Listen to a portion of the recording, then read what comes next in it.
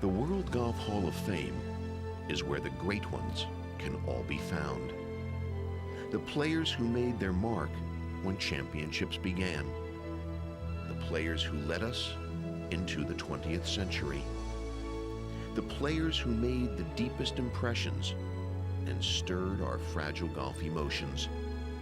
The ones who invented new tools with which to play. The ones who shaped the modern swing. The ones who lead us into the new century. Join us as we honor the best and the brightest on Golf Talk Live.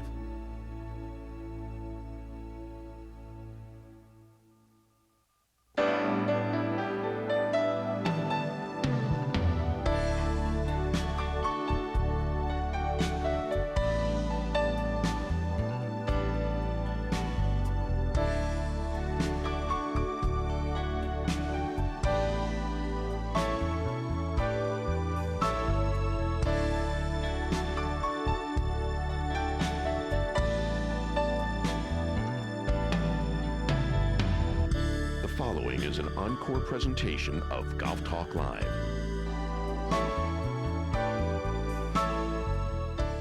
Live from the World Golf Village in St. Augustine, Florida, welcome to a special edition of Golf Talk Live.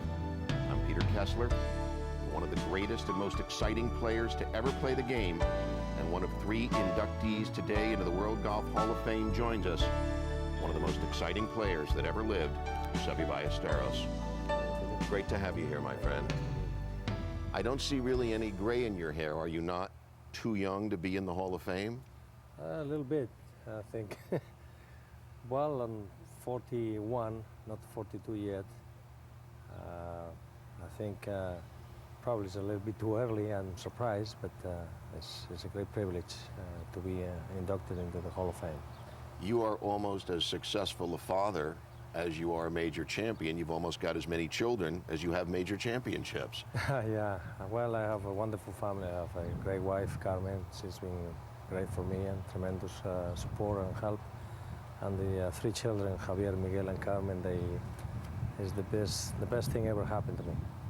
Do you remember the time when you were young, when you first said to yourself, I love this game and I want to be a great champion one day? I do remember very well, early my days when I started as a caddy back in Pedreña. My dream was to be the best golfer in the world. And a lot of things happened since then, and it's been great. In 1976, when you finished tied for second with Jack Nicklaus behind Johnny Miller at the Open Championship, was that when you felt for the first time truly that you were going to be a great player as opposed to wanting to be a great player? At that time, I really feel that when I finished second there, I nearly won. But Johnny just played tremendous the last round. He shot 66, the course record, and now he could beat Johnny. But when I finished second tie with Jack Nicklaus, I really feel as hey, you know, I finished second, I think I can compete with these guys. And I was only 19 then, so that was the first time that I feel I can win the British Open. How important do you suppose it turned out to be for your imagination to make up and see shots that you played with a cut-down 3-iron as a kid where you had to use your imagination?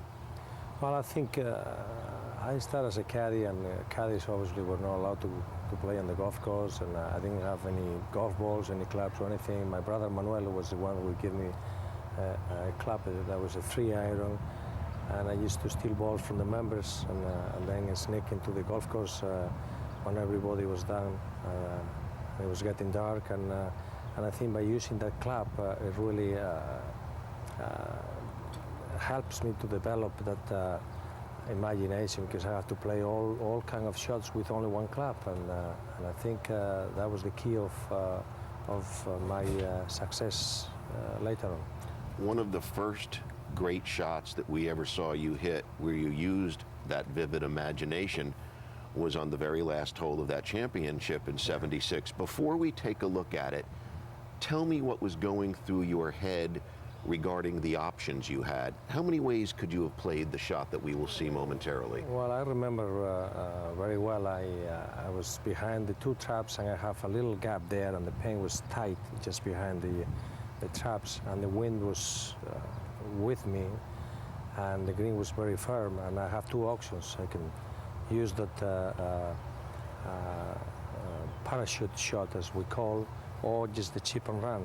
And I just thought that using the second option was the best one, because the other one, the ground was very firm, and what happened is that when the ground was very firm, you can play the ball very easily. So I went for the second one, and just come out the way I wanted, and I finished second. Let's take a look at that. That was with a 9-iron, that Yes. chip, was it not? Let's take a look right here on this monitor. You're a little bit younger then.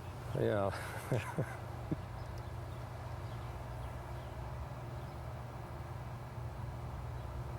Go ahead and tell me. It was very difficult shot, because it was a small gap there, and I have to just let the ball go in between the two traps and let the ball run all the way to the hole. And as soon as I hit it, I just carried the ball exactly the place where I wanted to, and I knew straight away it was going to be close.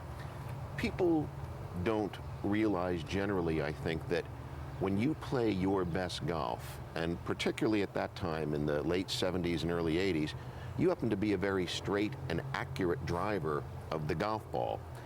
And I know that people criticize, for example, at Royal Lytham, when you won your first Open in '79, they talk about the shot down the right side of the 16th hole that was in a temporary car park, but that was really the way to play the hole, wasn't it? You played down the right side. Well, it was two ways to play the hole. It was one to play safe with iron from the tee, or just hit it to the right side, because the wind was left to right and the pin was on the left side of the green. So anywhere except on the left, that was the best place to be. And I hit it to the right, obviously a little bit more than I wanted to, but as everybody can see here, it's a perfect angle. So it was a straight shot into the wind, and it was very simple, much easier than from the middle of the fairway, in my opinion. Is this the championship that you grew up thinking was the most important one to win? No question about that. I think still today, I think the British Open is still the best tournament in the world, because for a simple reason, it's the oldest. It has more prestige than any other, and as they call over there in Europe, it's the Open. That means it's open to everybody else. There's no restriction. If you are a professional, you have a chance to go there and pre-qualify, and you have your chance to go and play in the tournament. Doesn't happen in any other tournament.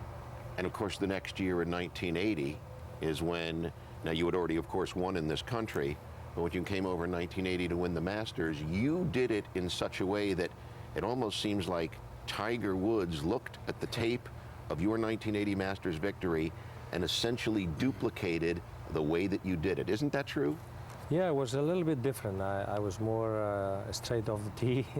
There was no car park there, and well, it looked at the one point that it was very easy victory, but it wasn't. You know, I was 10 shots ahead going to the back nine, and obviously I just for some reason I lost 7 shots on that Amin corner, and then playing the 15, it wasn't looking very good until I hit that second shot, the 4-iron into the green, and I make 2 putts, and I buried the hole. And then the last 3 holes were a little bit more easy, but it was a great tournament. I played from the very first day all the way great until Sunday.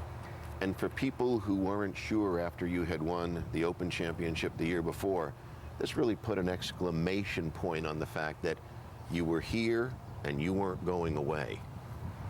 Do you agree with that? That this meant that you had arrived when you win your second major championship? Oh, yeah. Well, a lot of people say that when I won the Open, I was very lucky because I was hitting the ball all over the place, and all I was doing was just holding putts. And obviously coming all the way to the Masters and playing Augusta, I really proved to everyone that I could really play this game. And that was a tremendous feeling for me. When we come back from this short break, we'll talk about some more championships and we'll take a look at some more footage, so please stick around, and I hope that you will too, as we come right back with Seve Ballesteros.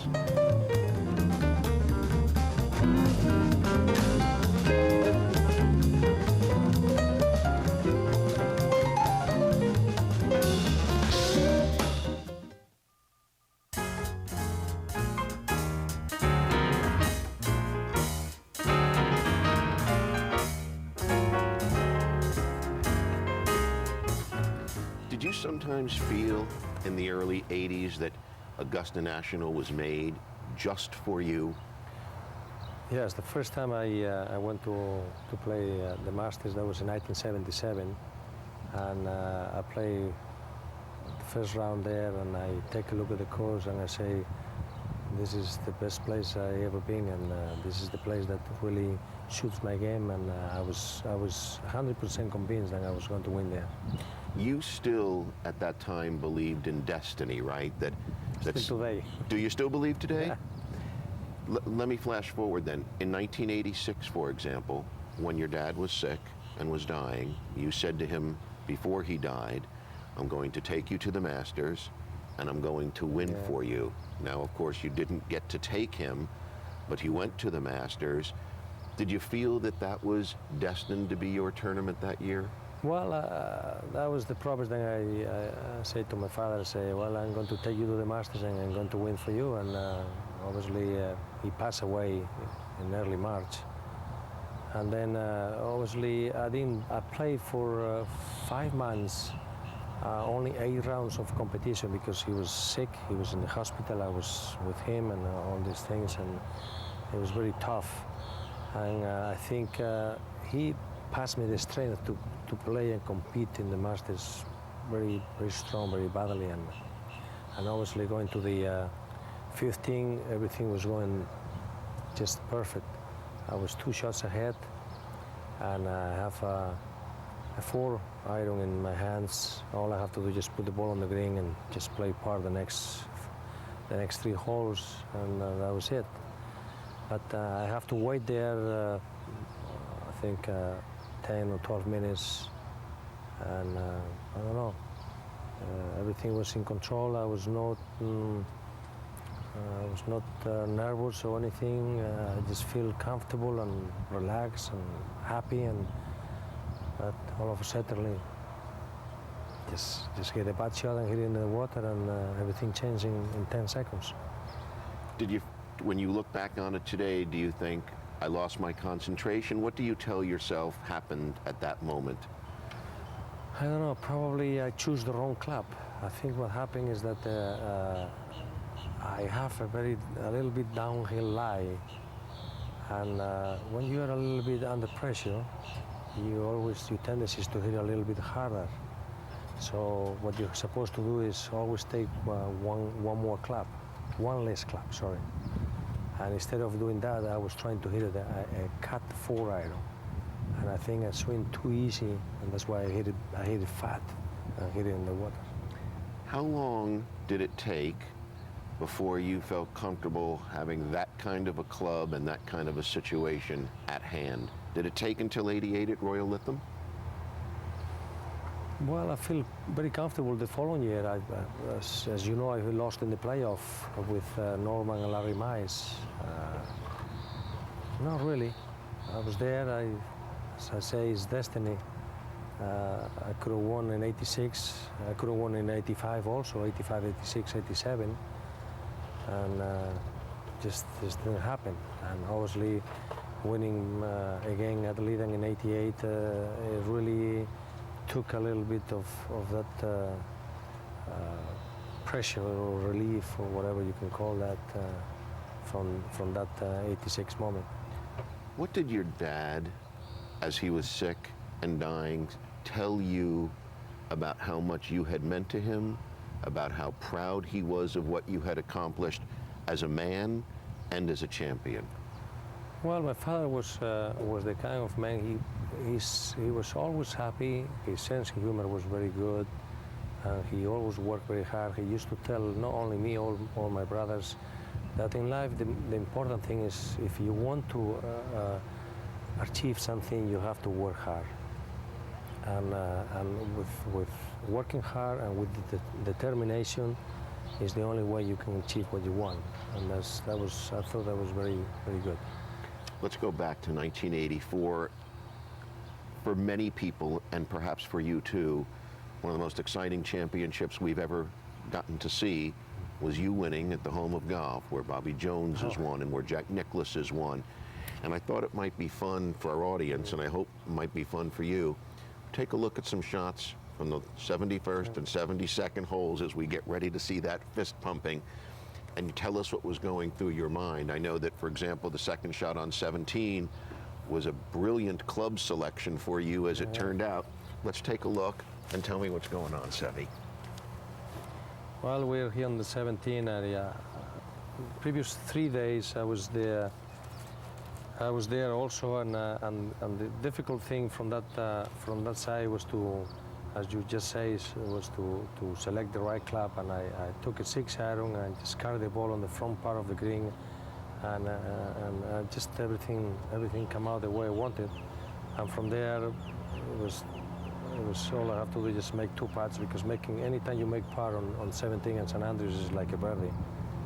And that was a good putt there. I put it really close, and then walked to the 18th, knowing that that was very close to win. Obviously, Tom Watson was coming behind right there also. And you were really tied at that point. Yes, but I knew that Tom has to play the 17, which was not easy, and I knew I needed to make a birdie to make sure that I beat Tom. That splash with the sun was the windy, and that was a pitching wedge. I hit it about 15 feet short of the flag in the perfect position. And then facing the pad, I was just thinking, well, I have to hold the pad somehow, because if I hold the pad, I'm sure I'm the champion. And as soon as I hit it, I thought I hit it a little bit to the right, but I think with my energy, I just put the ball straight in the hole, and I knew that when I hold the pad, I was the champion, as you can see in that expression. I even took the caddy off the green, and it was one of the greatest moments of my career. On that wonderful note, we're going to leave our audience for just a moment. We'll come right back and talk about more great things. Don't go away.